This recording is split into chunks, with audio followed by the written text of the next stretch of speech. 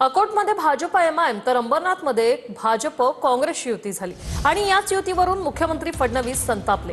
काँग्रेस एमआयएमशी युती चालणार नाही अशा शब्दात फडणवीसांनी संताप व्यक्त केलाय आणि युतीबाबत फडणवीस स्थानिक नेत्यांना विचारणा देखील करणार आहेत।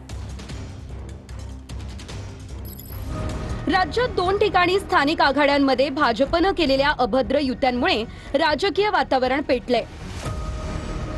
अंबरनाथमध्ये भाजप आणि काँग्रेसमध्ये आघाडी झाली आहे, तर तिकडे अकोट नगर परिषदेत भाजपची एमआयएम सोबत युती झाली आहे।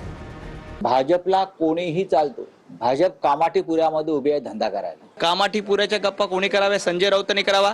कदाचित संजय राऊत कामाठीपुऱ्यामध्ये जास्त जात असतील म्हणून संजय राऊतांना हा शब्द त्यांच्या तोंडामध्ये आठवला। अमरनाथमध्ये काँग्रेस आणि भारतीय जनता पक्ष एकत्र आलेला आहे। आता ते हिरवे नाही का झाले?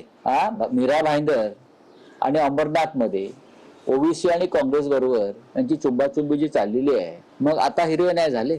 मी जे म्हणतो ना, दूतोंडी गांडूळ आहे। तिथली स्थानिक परिस्थिती काय, यावर काय चर्चा झाली असेल, काय निर्णय झाला असेल, पण नक्की मी तपासून घेईल।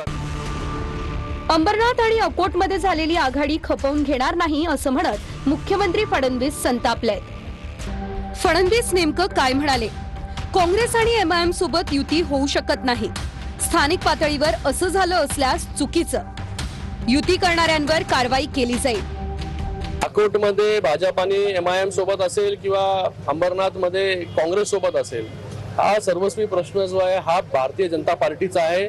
तुम्ही हा प्रश्न जर त्यांच्या नेत्यांना विचारला तर ते चांगल्या प्रकारे त्याचं विस्तृत स्वरूपामध्ये जे आहे हे उत्तर हे देऊ शकतील। मुख्यमंत्र्यांनी अंबरनाथ आणि अकोट संदर्भात नाराजी व्यक्त केलेली आहे त्यांच्या स्थानिक नेतृत्वावर।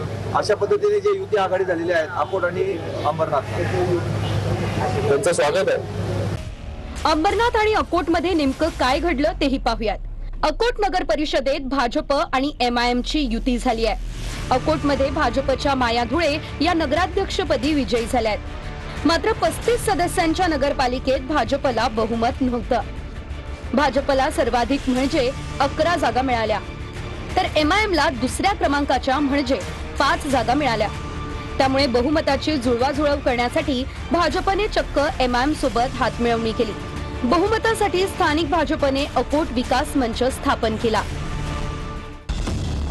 अंबरनाथ नगर परिषदेत सत्तेसाठी भाजप आणि काँग्रेसची आघाडी झाली आहे।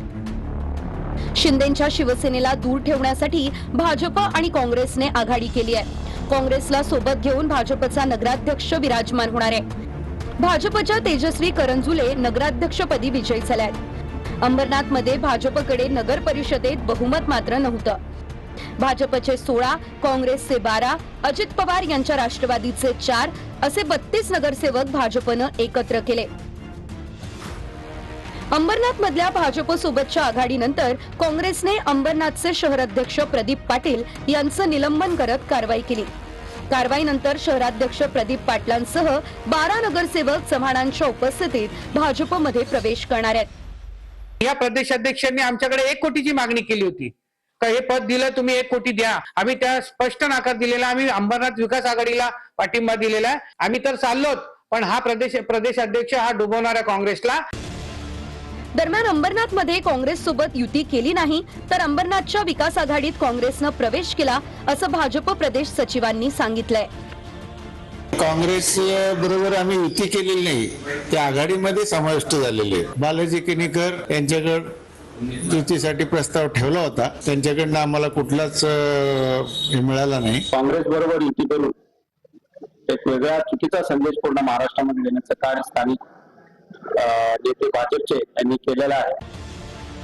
तर अकोट नगर परिषदेत एमआयएम भाजप सोबत जाणार नसल्याचं इम्तियाज जलील यांच्याकडूनही सांगण्यात आलंय।